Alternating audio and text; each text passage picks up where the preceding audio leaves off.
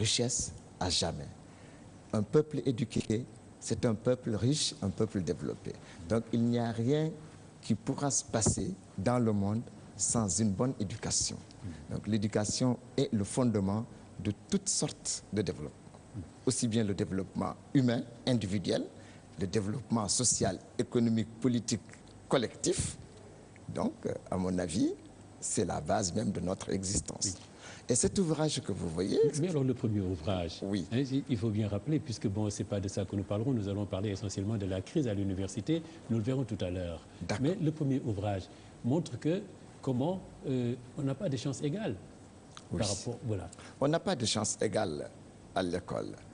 L'école elle-même ne crée pas des inégalités de chance, mais elle les reproduit, les entretient. C'est ce que j'ai développé dans le premier ouvrage en 2003. J'ai essayé de montrer, selon nos origines sociales, nos origines familiales, les chances à l'école sont inégalement réparties. Comment? D'abord, ceux qui viennent des milieux intellectuels ont plus de chances au départ, c'est-à-dire ils ont plus de chances de réussir que ceux qui viennent des milieux pauvres, des milieux peu cultivés. Mais il n'est pas dit que parce qu'eux viennent des milieux intellectuels, des milieux culturels très avancés, qu'ils sont forcément prédisposés à mieux réussir. Il y a d'autres cartes que l'élève peut faire jouer. Il y a d'abord la carte individuelle, l'ambition. Un individu ambitieux, quelles que soient ses origines, peut arriver à ses buts. Cependant, il faut reconnaître qu'il y a déjà des gens dont la prédisposition à la réussite est acquise par l'origine familiale. Parce que les parents ont les moyens de leur acheter tout ce qu'ils veulent, de leur payer les meilleures écoles du monde et de leur donner tout ce qu'ils souhaitent avoir. Comme dit l'adage, ceux qui naissent avec une cuillère en argent dans la bouche. Mais quand même, est-ce que la situation est toujours valable aujourd'hui? Alors, la situation... Parce que ce livre dont vous parlez, il y a quelques années qu'il est sorti. Oui, c'est-à-dire, c'est pas dépassé. Ah oui. C'est-à-dire, le simple fait d'être né dans un milieu socialement favorisé vous prédispose à la réussite, mais ne garantit pas la réussite par contre. Je dis bien, vous prédispose à la réussite, mais ne garantit pas la réussite. Il y a des enfants d'avocats, des enfants de médecins, des enfants de professeurs d'université, mais qui échouent lamentablement. Et face à eux, des enfants de pêcheurs, de vendeurs, de commerçants, de paysans qui réussissent mieux. Comme je l'ai dit, il y a énormément de facteurs qui participent à expliquer la réussite ou l'échec de quelqu'un. Dans tous les cas, il n'y a pas de fatalité, mais il y a des gens qui sont encore une fois prédisposés mieux que d'autres à réussir, selon leur origine. Alors, Souleymane Gomis, vous avez fait une analyse sociale de la crise à l'université. L'enseignement supérieur public, tout le monde le constate, au Sénégal est traversé depuis à peu près une vingtaine d'années par une crise. Mais ce qui caractérise cette crise, c'est que c'est une crise permanente et qui dure. Alors, et vous avez proposé, vous avez fait une analyse, vous avez établi aussi les conséquences de cette crise-là et même proposé des solutions. Alors donc, vous avez été chef de département de 2010 à 2012, hein, et vous donnez des cours au Sénégal, en France, en Guinée, au Canada aussi. Vous continuez toujours à les faire, ces cours-là? Absolument. Ah oui. Absolument. Alors, d'abord, un enseignant du supérieur se définit par la mobilité. Nous ne sommes pas des enseignants à rester éternellement 12 mois sur 12 sur nos postes où nous avons été donc recrutés. Nous avons la possibilité de nous mouvoir dans les autres universités nationales comme internationales. Bien. Alors, cet ouvrage que vous avez devant vous, M. Kane, c'est le produit d'une longue étude. D'abord, il faut dire, c'est un ouvrage qui est extrait du restant du matériau que nous avons collecté lors d'une étude commanditée par la Direction générale de l'enseignement supérieur, donc disons le ministère de l'enseignement supérieur via la Direction générale de l'enseignement supérieur en 2010, mais aussi une étude qui était accompagnée par la Banque mondiale. Oui. Mais alors, ce qui est incongru, enfin ce qui est étonnant, c'est que la Banque mondiale, en fait, avait posé la question de savoir si l'enseignement supérieur mérite d'être financé. Alors, mérite, pourquoi pas, a besoin, mais pourquoi le mérite d'être financé? Je pense que les institutions financières comme toute autre institution d'ailleurs, ont d'abord ce réflexe de dire qu'est-ce que j'y gagne en réalité. Oui. Alors, l'accompagnement vers un investissement ne doit pas être un accompagnement ou un investissement tout simplement à perte.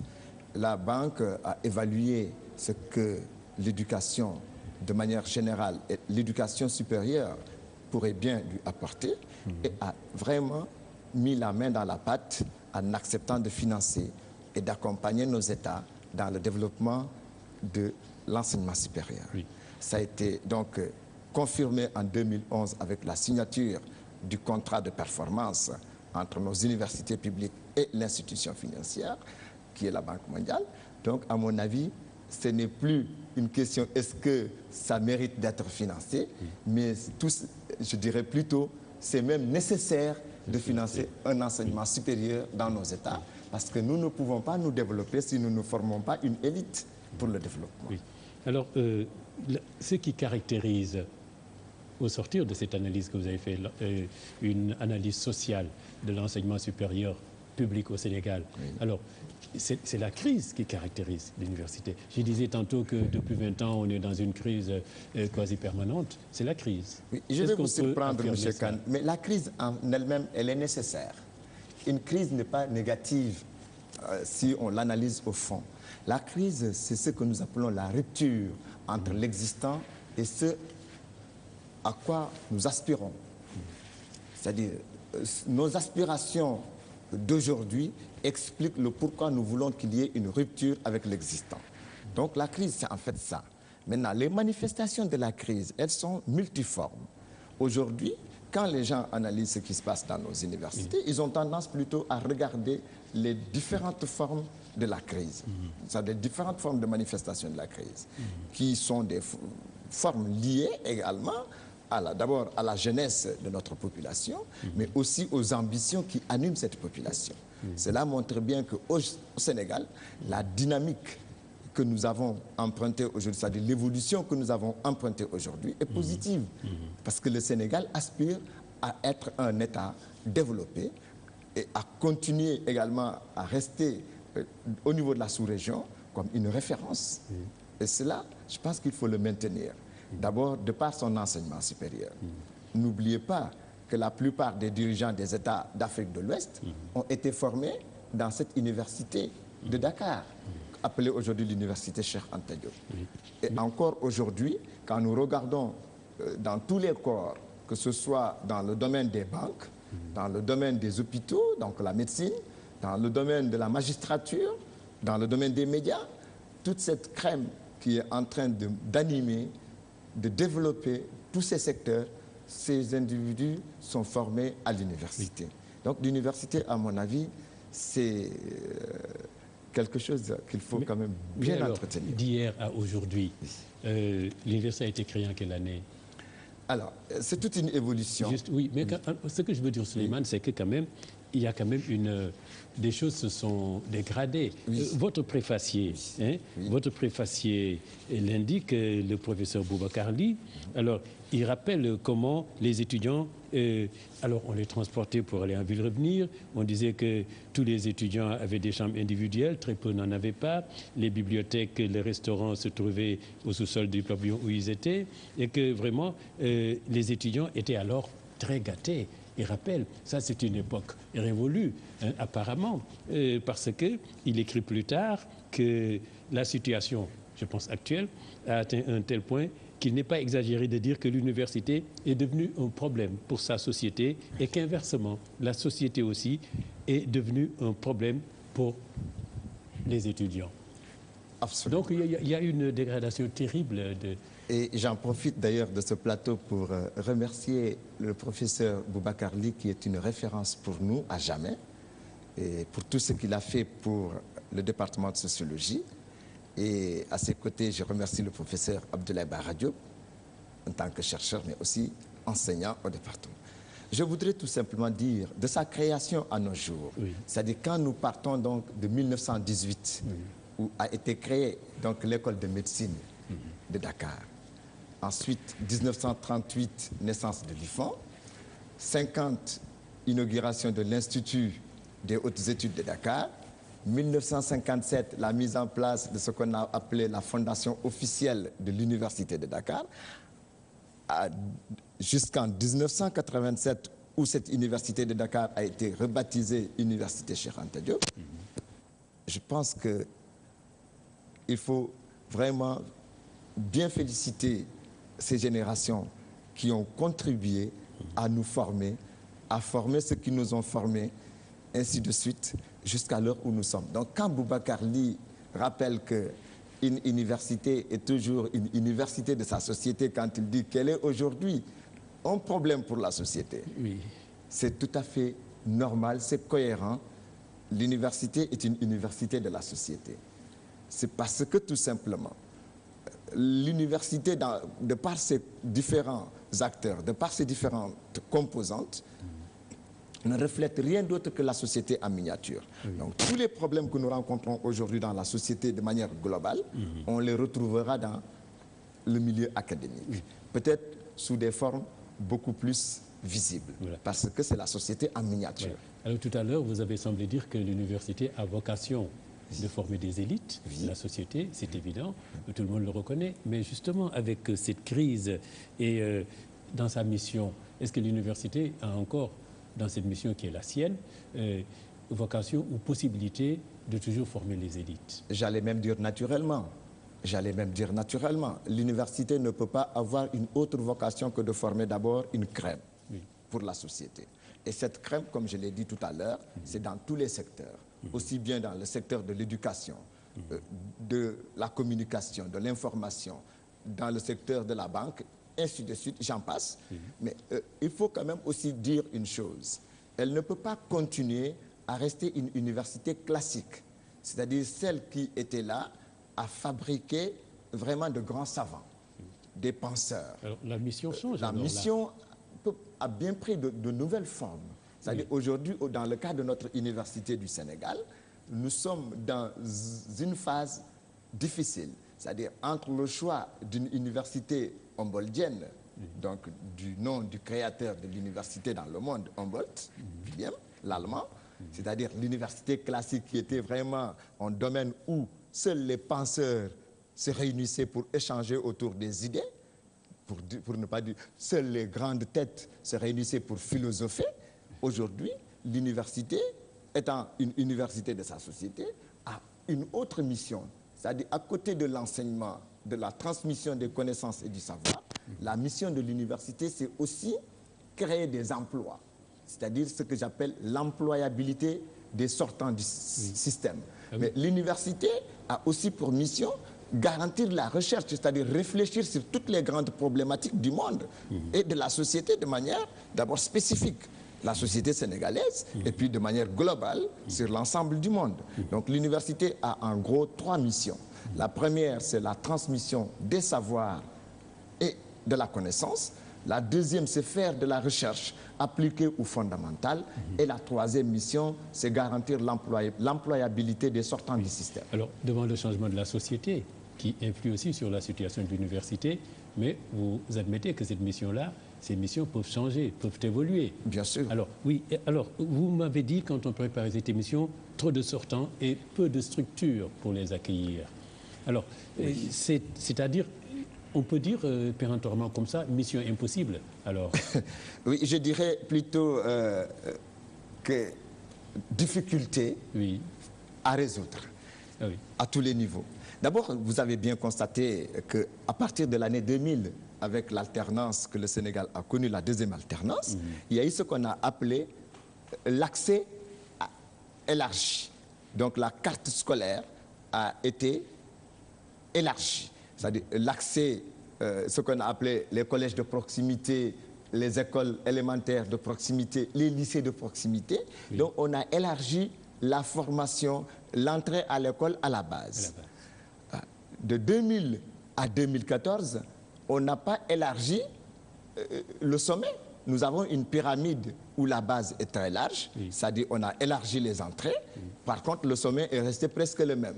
C'est-à-dire des dates que je viens d'évoquer tout à l'heure, de la création de l'université de Dakar en 1957 et à la création de celle de Saint-Louis en 1990, le Sénégal est resté qu'avec deux seules universités de 57 jusqu'en 2007 où nous avons assisté à la mise en place de ce qu'on a appelé les CUR, les centres universitaires régionaux, qui sont transformés par la suite en universités de région. Oui, et c'est donc les trois universités que nous avons, c'est l'université de Ziguinchor, l'université de Thiès et l'université de Bambey, qui se sont joints aux deux premières universités, celle de Saint-Louis et celle de Dakar. Donc vous voyez, le sommet est très restreint, c'est-à-dire nous n'avons que 5 universités publiques et une université virtuelle qui a été créée cette année. Tout à l'heure, on va voir les conséquences de cela, hein, et les conséquences qui sont plutôt préoccupantes, mais on va y arriver tout à l'heure. Parce que je voudrais avant cela, Souleymane Gomis, qu'on parle... Alors, cette réforme, quand même, qui est en cours et mise en œuvre depuis des années, alors, cette réforme n'a-t-elle pas... Est-ce qu'elle a donné des résultats vraiment probants? Est-ce que ça a soulagé un peu? Vous savez, comme toute réforme, elle crée toujours un dysfonctionnement, c'est-à-dire un malentendu à la base. Les gens restent d'abord réticents, réfractaires à toutes les réformes. Mais si vraiment on examine de plus près la réforme LMD, je pense qu'elle a apporté et elle continuera à apporter énormément d'éléments positifs à la société. Moi-même, je l'ai fréquenté avant de rentrer en 2003 au Sénégal, dans les universités françaises où j'avais enseigné déjà. Et j'ai bien remarqué que le système LMD, c'est le système qui favorise le plus de réussite. C'est-à-dire c'est le système où, en tout cas, le nombre de réussites aux examens est toujours plus élevé que le nombre des ajournés. Alors, est-ce que nous voulons un système qui favorise la réussite ou un système qui favorise les échecs? Je pense que s'il y a choix à faire, nous allons choisir celui qui favorise la réussite. Alors, le problème, c'est quoi finalement? Ceux qui sortent du système avec des compétences aujourd'hui confirmées n'arrivent pas à s'insérer dans la société sur le plan emploi.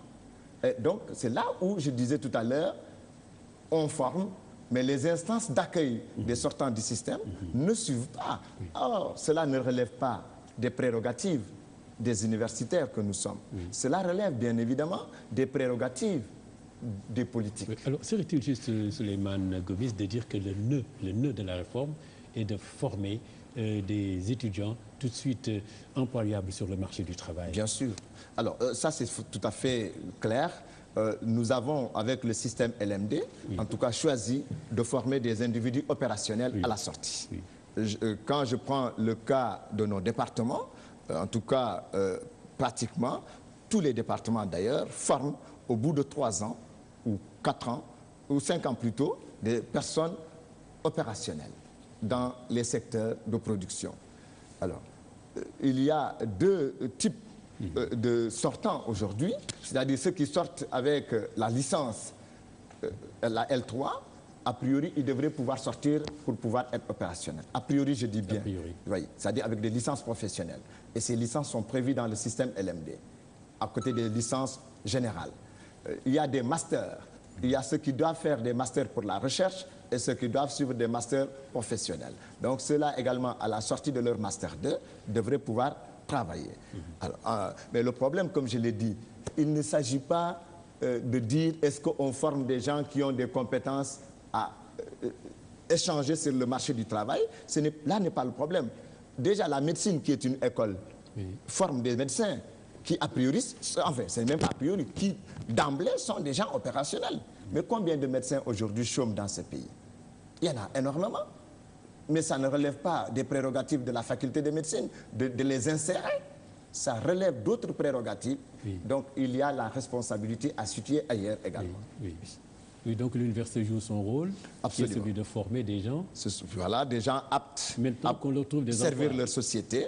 Alors maintenant que la société, par la classe politique, arrive à les insérer dans les différents secteurs qui en ont besoin, ce serait bien. Mais M. Kane, vous savez, il y a quand même un paradoxe. Un pays comme le Sénégal, où vraiment nous avons presque un médecin pour 60 malades, ou même plus, que les médecins soient au chômage, vous pensez que c'est normal? Il y a quelque part inadéquation. Oui. En tout cas, quelque chose que l'esprit humain ne peut pas accepter. C'est pareil dans le domaine de l'enseignement. Dans ces pays, nous avons par exemple des écoles où nous n'avons pas des enseignants, alors que la FASTEF forme des enseignants qui sont au chômage. Oui. Vous voyez ce que je veux dire? C'est-à-dire, en termes de besoins, les besoins sont là, les cibles sont là, mais il n'y a pas une connexion entre les ressources qualifiées et la résolution de ces besoins-là. Donc, il faut quand même un link, et ce link, ce n'est pas à nous, en tout cas universitaires, de le faire. Nous pensons que nous servons à la société un produit fini de qualité et qui, quand il n'est pas utilisé dans ce pays, mais est obligé de partir, de nous quitter. Voilà. Et c'est presque la dernière partie de l'ouvrage où j'ai parlé de la fuite des cerveaux. On en parlera. Mais alors, je ne sais pas, la massification, vous en parlez dans ce livre. Oui. Alors, la massification, c'est une population très forte universitaire. Mais cette massification, quand même, est-elle un argument absolu? Parce que les étudiants font-ils les 2% de la population qui devrait être... accéder à l'enseignement supérieur. Oui. Oui, ça c'est une très bonne question, M. Khan. Vous savez, je vais juste rappeler un fait. C'est ça la référence, 2% oui, de la population l'UNESCO dit que pour qu'un pays puisse s'inscrire dans ce qu'on appelle les pays émergents en termes de formation, il faut que sa population puisse enregistrer 2% dans l'enseignement supérieur. Donc 2% de la population sénégalaise devrait pouvoir accéder à l'enseignement supérieur. Alors que là, vous n'avez que combien? Nous avons en tout aujourd'hui, le total ne dépasse pas 140 000 étudiants. 140 000 étudiants. C'est-à-dire privés et publics confondus. Quand vous regardez toutes nos universités, toutes les universités, on ne dépasse pas la population de 140 000 étudiants. Or, si on faisait ne serait-ce qu'un peu de mathématiques, les 2% de 12 millions, on serait à 260 000 étudiants. Donc nous n'avons pas encore la population d'étudiants qu'il faut pour dire que nous sommes inscrits dans le registre des pays émergents en termes d'éducation. Alors, comment parler de la massification dans ce cas-là? On nous raconte des histoires. Moi, c'est d'abord, en ce sens, c'est un faux problème. C'est un faux problème parce que le nombre d'étudiants que nous devons avoir, nous ne l'avons pas encore. Et on parle de surplus d'étudiants. Mais c'est aussi d'autre part un véritable problème parce que la base étant élargie et le sommet n'arrive pas à accueillir cette base, donc cette population d'élèves qui accèdent à l'enseignement supérieur et qui aujourd'hui trouvent au niveau de cet enseignement supérieur très peu d'infrastructures pour les accueillir, très peu de personnel d'encadrement, très peu de moyens également pour les mettre à l'aise. Et là, je pourrais entrer dans tous ces détails-là, si vous le permettez. C'est-à-dire, en termes d'infrastructures, nous n'avons pas assez de salles, nous n'avons pas assez d'amphis. Donc, le trop-plein des amphis, le trop-plein des salles de classe explique pourquoi on parle de massification. Mais également, nous n'avons pas suffisamment... Enfin, ce n'est pas parce que nous n'avons pas suffisamment de ressources humaines, mais l'État n'a pas recruté suffisamment de ressources humaines pour faire face à la population d'étudiants qui arrivent. Donc, ce qui explique le pourquoi le taux d'encadrement est faible. C'est-à-dire, on a un enseignant pour presque 60 ou 100 étudiants, ce qui est inadmissible. Dans les normes de l'UNESCO, un enseignant du supérieur, c'est 19 étudiants. Et donc, nous sommes à un enseignant, 60 étudiants et plus, et dans d'autres départements, c'est même un enseignant pour plus de 100 étudiants, ce qui est impossible.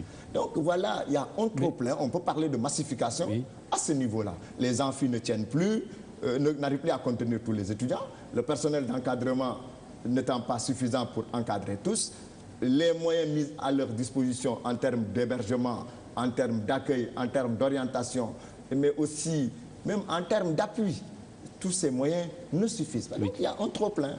Donc la massification est une réalité quelque part. Les chiffres sont effarants, professeur Souleymane Gomis, parce que, alors, à l'UCAD, 84 000 étudiants environ, 1200 enseignants seulement, 1300 administratifs. Alors, ça crée quand même une promiscuité extraordinaire sur un territoire qui ne s'élargit pas, forcément avec toutes ces conséquences. Et voilà, donc, si vous demandez aux géographes, nous n'avons que 72 hectares pour facultés, écoles et instituts en réalité, pour abriter 80 000 étudiants et plus.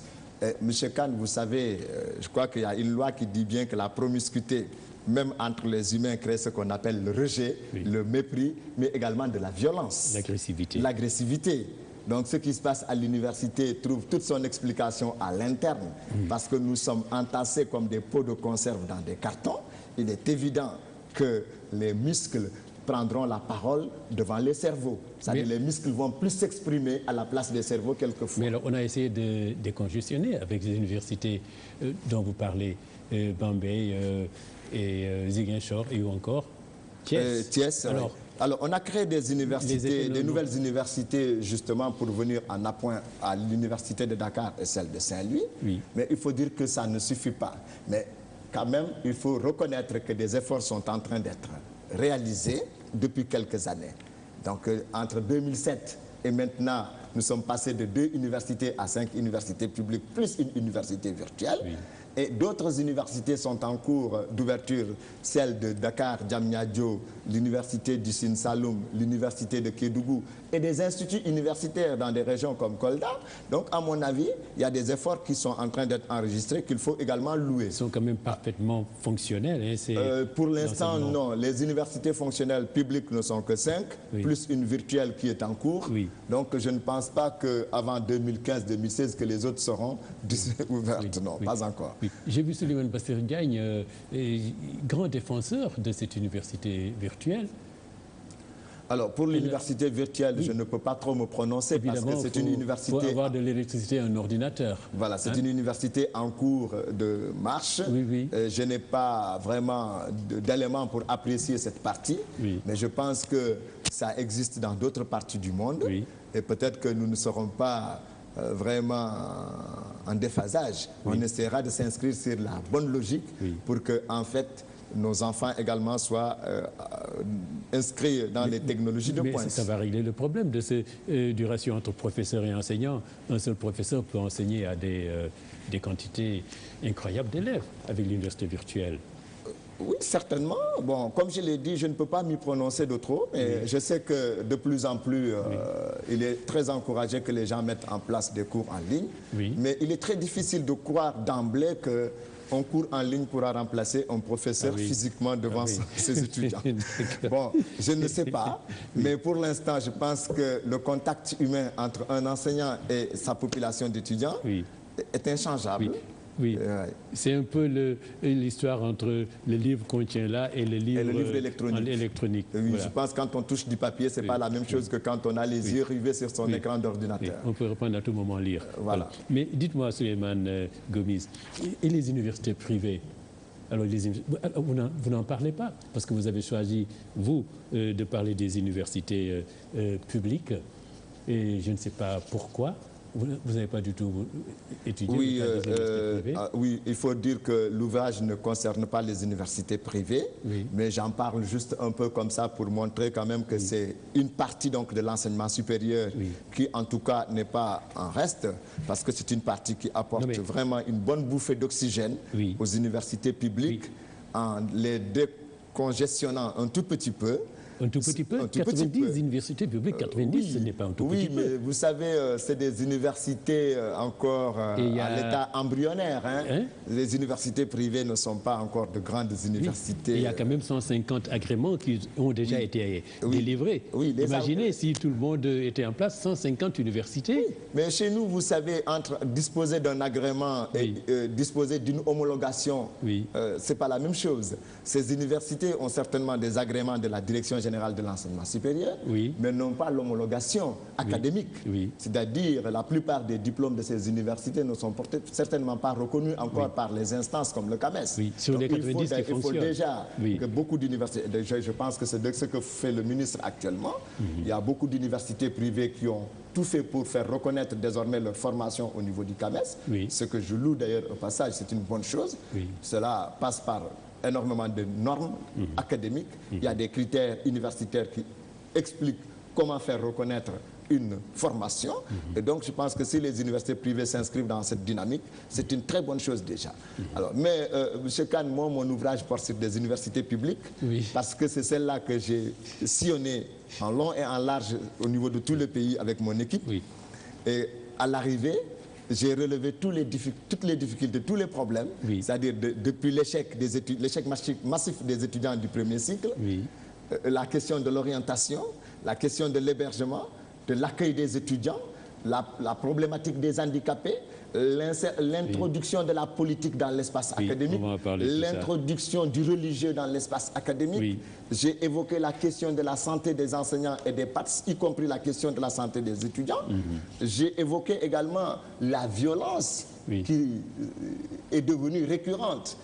D'ailleurs, dans une des parties où j'ai essayé d'expliquer les facteurs de cette violence-là, je disais qu'en réalité, que toutes ces formes de violence, celle qui est la plus visible, c'est la violence physique.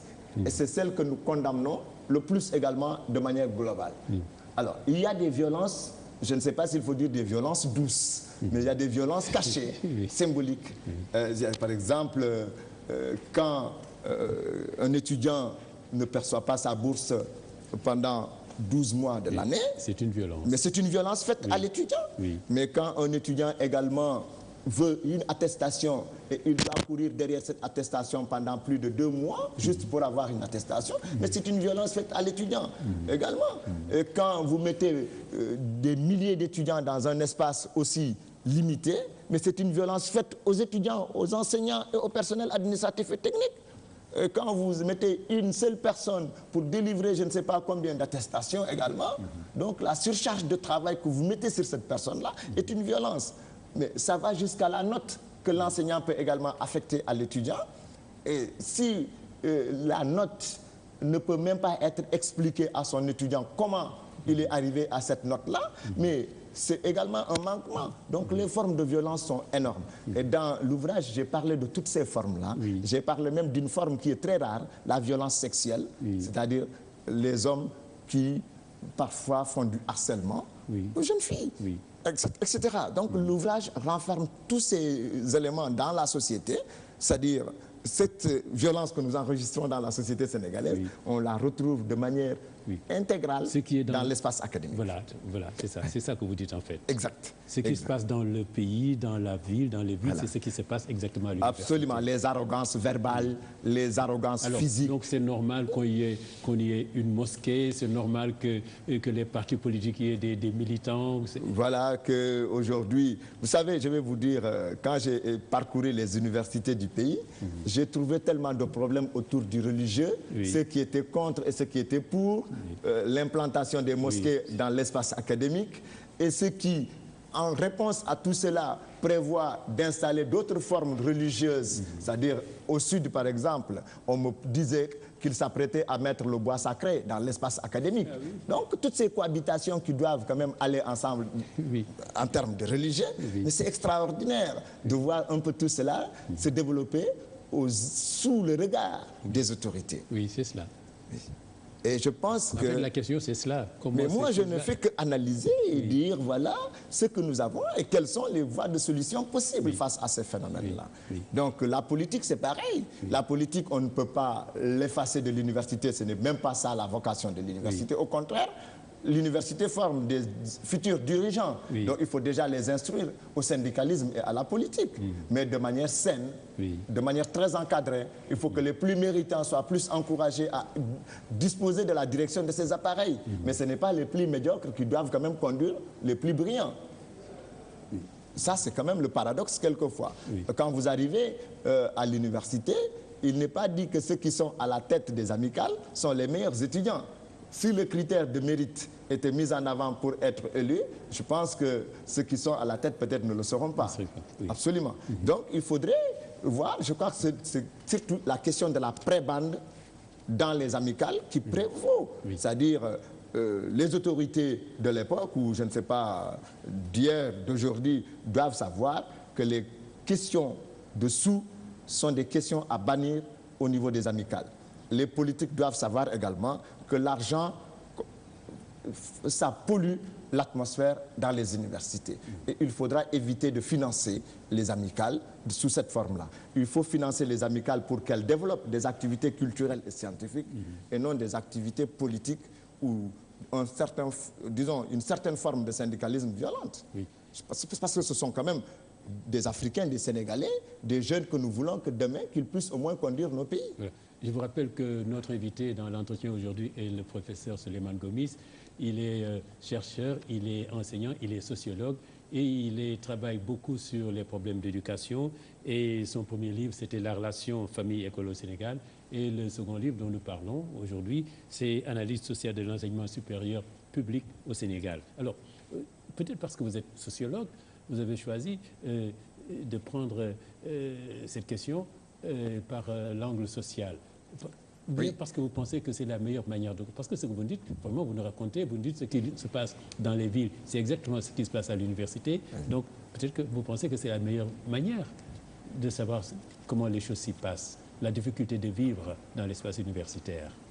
Oui, Monsieur Kane, vous savez, ma discipline a une particularité qu'il faut souvent peut-être révéler, c'est-à-dire ce regard critique sur ce qui se passe dans la société. Nous sommes formés pour avoir un regard critique, c'est-à-dire en prenant toutes nos distances par rapport aux problèmes qui parfois même nous concernent.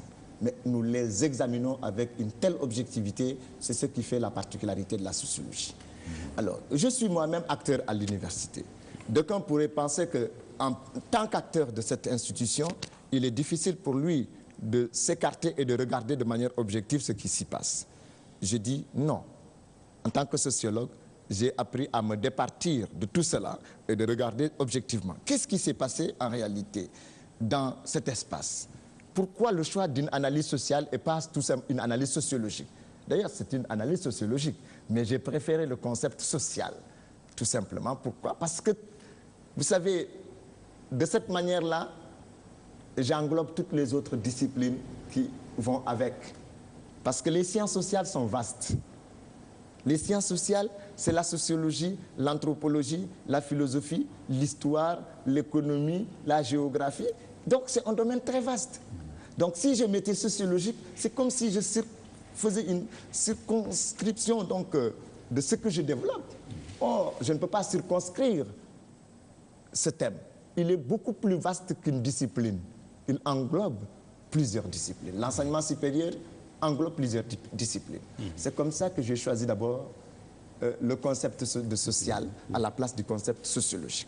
Ça, je ne l'ai pas expliqué dans l'ouvrage, mais je sais pourquoi j'ai choisi le mot social. Deuxièmement, je voudrais tout simplement dire, quand on aborde la question politique, mais la politique, l'éducation, c'est du social, la santé, c'est du social, donc l'économique, c'est du social. Donc, à mon avis, l'université, aujourd'hui, est traversée par tous ces phénomènes. Le phénomène religieux, le phénomène ethnique. Je pense à ceux qui... Regardez un tout petit peu sur les murs de l'UCAD, qu'est-ce qui est marqué?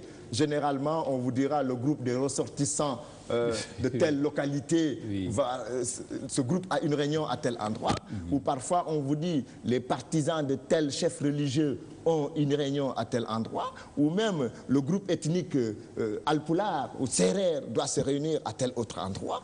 Mais l'ethnicisation de l'espace académique, ce que j'ai appelé la territorialisation de cet espace, de manière ethnique, est très dangereuse. Voilà. Alors, tout à l'heure, professeur Souleymane Gomis, vous avez évoqué la fuite des cerveaux. Oui. Nous allons nous arrêter un peu sur cette question-là, parce qu'elle est importante, parce que ça nous prive de matière grise, n'est-ce pas? Ça nous prive aussi de personnes qu'on a formées ici au Sénégal et qui vont donner leur expertise, leur talent, leur temps, leur savoir ailleurs. Alors, mais on dit, pourquoi? Parce que ça marche mal, parce que c'est la pagaille, peut-être aussi parce que les gens n'arrivent pas à trouver emploi ici. Oui. Vous savez, c'est un concept chargé vraiment, je dirais, de signification très péjorative, que j'évite souvent, mais je l'utilise. La fuite des cerveaux, je l'ai même qualifié dans mon ouvrage de mobilité intellectuelle. Oui, ça. Je préfère le concept même de mobilité intellectuelle. Et vous allez comprendre pourquoi. Parce que le mot fuite, c'est pas très généreux, c'est pas très gentil. Ces personnes qui partent monnayer leurs compétences ailleurs, il y a des raisons qui expliquent leur départ. Il faut le comprendre ainsi. Il y a des raisons véritables, des raisons fondées qui expliquent leur départ. Des personnes qui ont choisi de rester ailleurs et qui ne peuvent plus revenir, et qui ne veulent plus revenir, qui ne peuvent plus ou ne veulent pas, pour des raisons X également, peuvent le justifier. Donc moi, je préfère parler de mobilité intellectuelle que de parler de fuite. Mais en réalité, M. Kane, c'est un problème qui dépasse également les murs de l'université. Pourquoi? Parce que, comme je l'ai dit, notre mission, c'est de former, c'est d'inculquer aux jeunes les aptitudes, les compétences. Non, les aptitudes, je parle de comportement, et les compétences également. Donc de la connaissance du savoir qu'ils peuvent aller mettre au service de leur société. Mais si cette société, à l'arrivée, n'avait pas prévu des instances pour les accueillir, évidemment, ce sont des hommes sur terre, ils sont obligés, des hommes et des femmes sur terre, ils sont obligés quelque part de partir ou de rester là où ils sont. À mon avis, c'est une question qu'il faut étudier en profondeur. Ça peut même faire, ça a déjà fait l'objet de plusieurs publications, mais ça doit faire l'objet, à mon avis même, d'une concertation. Il faudrait que les Sénégalais s'asseyent ensemble et regardent comment accueillir la crème qui sort du système.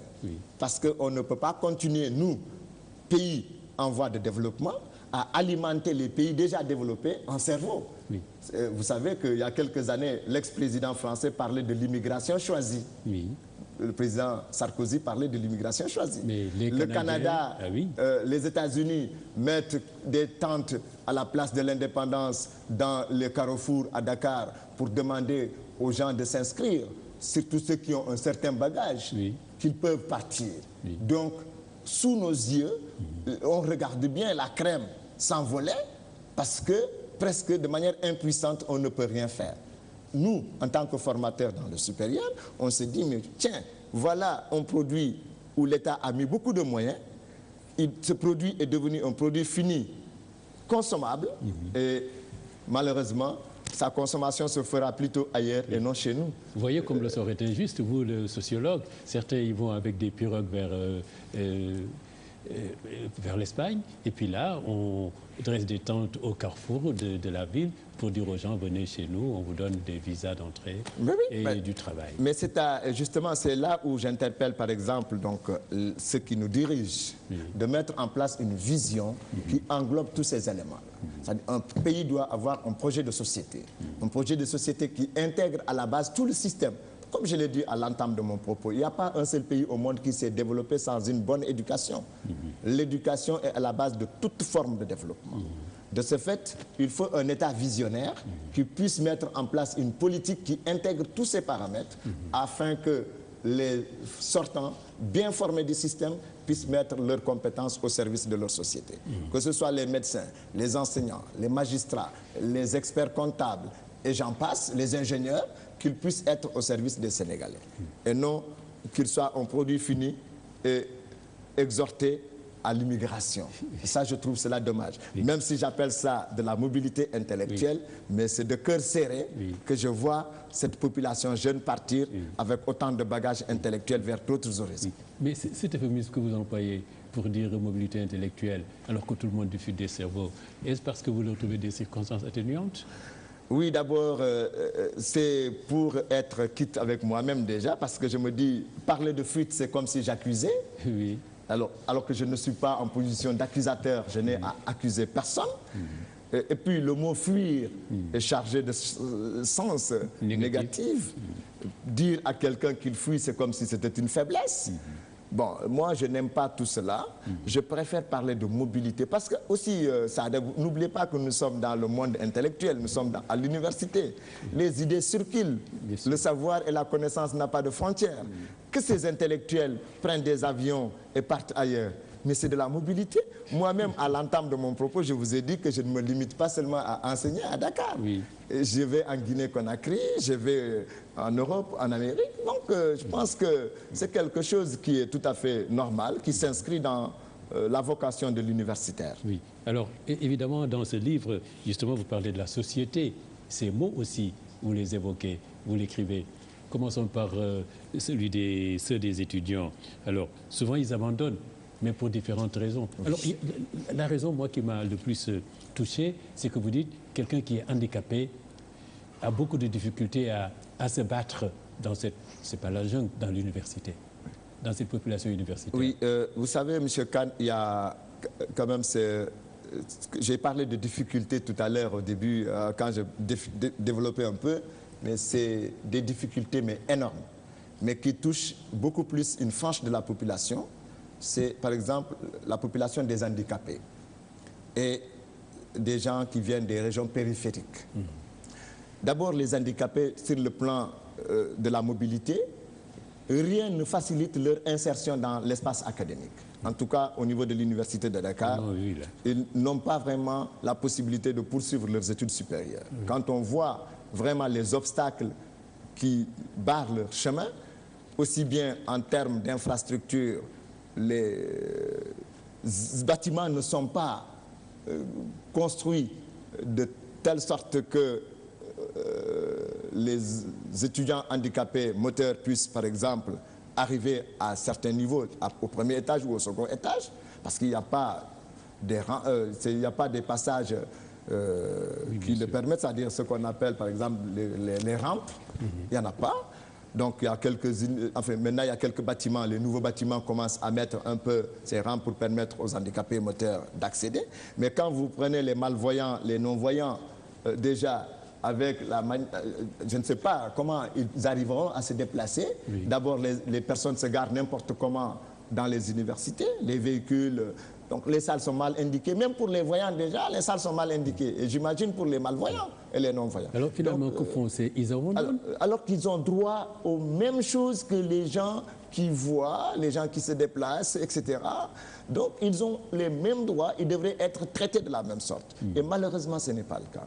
Bon, souvent, je pense que ce que l'État fait, c'est peut-être de faciliter leur envoi dans les universités étrangères.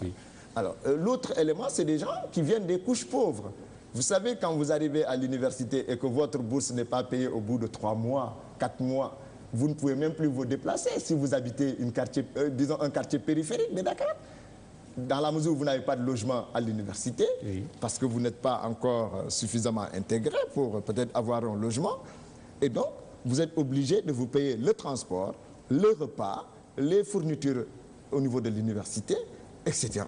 Mais quand vous n'avez pas les moyens, vous êtes également un handicapé économique dans ce cas-là. Et voilà tous les problèmes, et ces problèmes n'engendrent que l'échec pour les étudiants du premier cycle. Qu'est-ce qu'ils font? Ils abandonnent, Alors, l'échec est massif, oui. Au premier cycle, l'échec est énorme. Réussir au premier cycle est une exception à l'université dans des facultés. Par contre, échouer au premier cycle dans les facultés à l'UCAD, mais c'est la règle. Donc, ça ne surprend plus les étudiants. Marquer le pas, comme ils l'appellent, c'est presque quelque chose qui est inscrit dans leur mental. Mais donc, tout cela ne rime pas avec l'émergence, avec la réussite, le développement.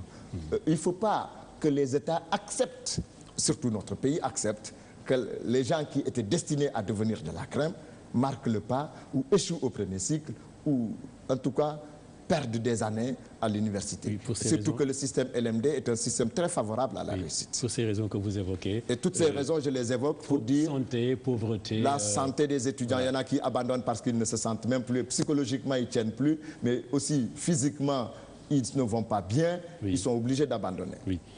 Mais alors, il y a autre chose. Les enseignants, nous allons parler d'eux, eux aussi ont des misères à l'université. Vous les énumérez très longuement. Mais d'abord, vous dites, il y a combien d'enseignants? Ils sont 1200. Exactement. C'est très peu. Au total, je crois, c'est à peu près 1200 et quelques enseignants. Vous dites qu'il faudrait augmenter le nombre, mais ce n'est pas tout le monde qui peut enseigner à l'université, Souleymane Gomis. Oui. Alors, je suis d'accord. Que faire? Je suis d'accord que ce n'est pas tout le monde qui peut enseigner.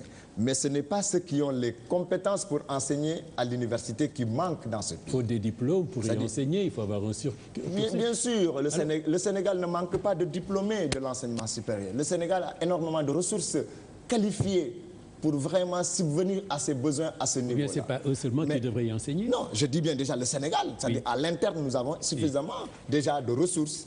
Ne serait-ce qu'en termes de personnes qualifiées, nous avons suffisamment de... Nous avons beaucoup de ressources.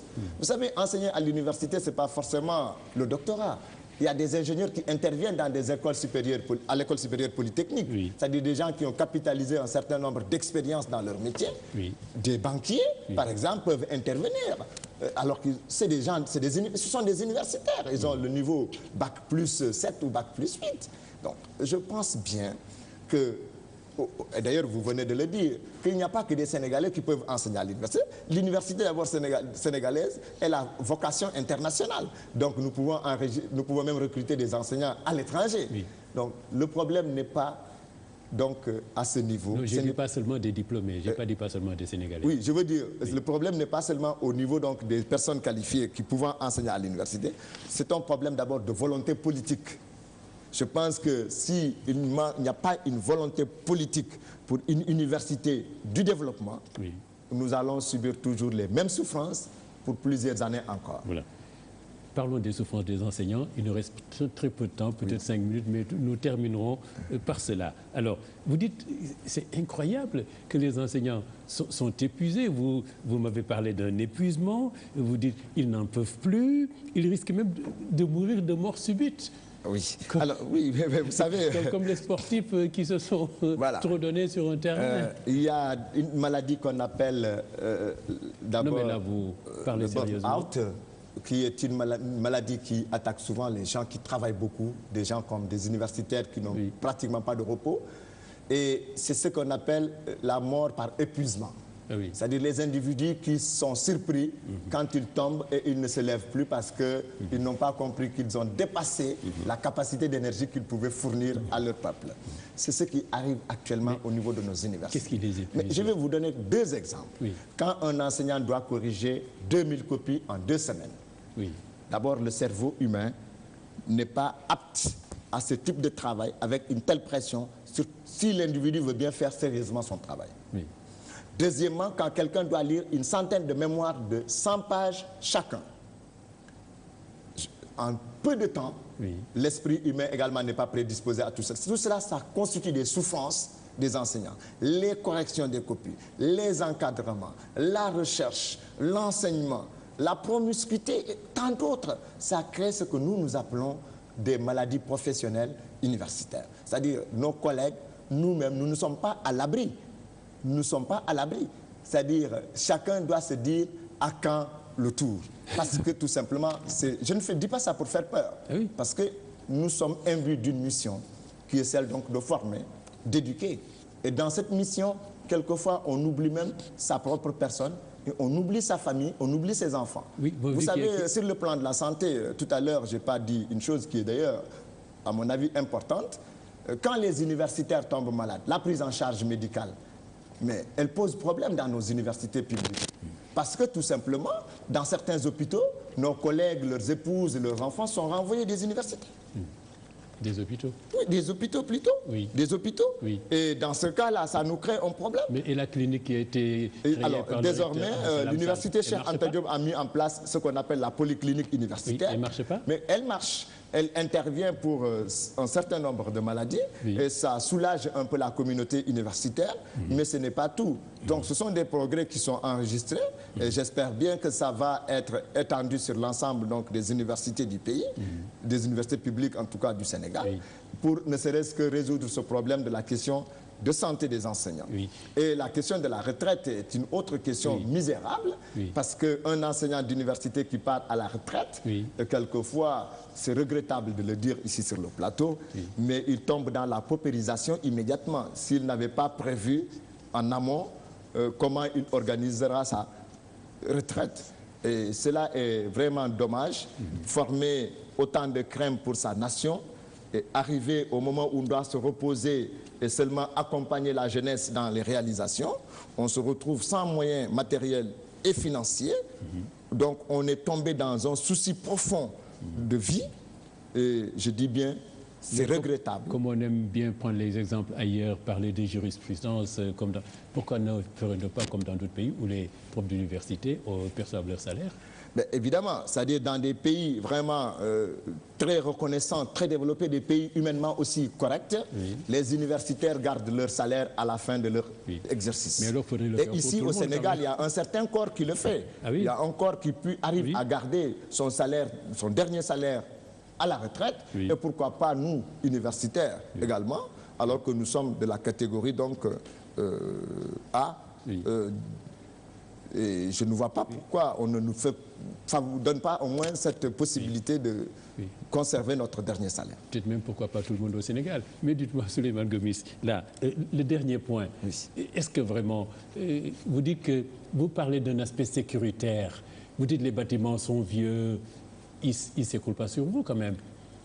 Vous savez, M. Kane, dans les pays que j'ai visités, généralement, au bout d'un certain nombre d'années, il y a une expertise en bâtiment qui sillonne tous les bâtiments de la ville, des localités pour ne serait-ce que tester leur solidité.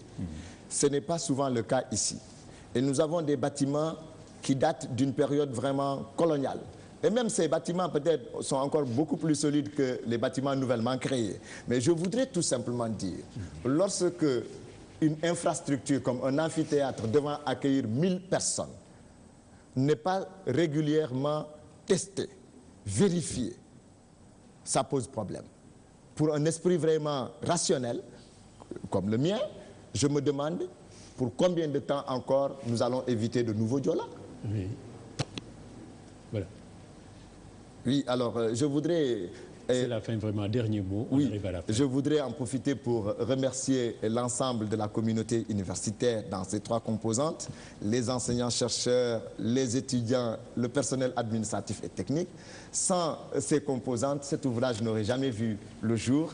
Et donc, je les remercie publiquement et je leur resterai très reconnaissant pour les apports, en tout cas dans ce travail. Voilà. Et voilà. Je leur souhaite bonne continuation. Merci d'être venu, Souleymane Gomis. Je rappelle que vous êtes enseignant, chercheur et sociologue, et d'être venu nous parler de l'université, des problèmes non seulement de l'université, mais de l'éducation de manière générale. Parce que vous avez aussi évoqué votre premier livre, Relations famille-école au Sénégal. Donc vous travaillez, comme vous dites, essentiellement sur le problème de l'éducation, qui est absolument fondamental pour le développement normal d'une société.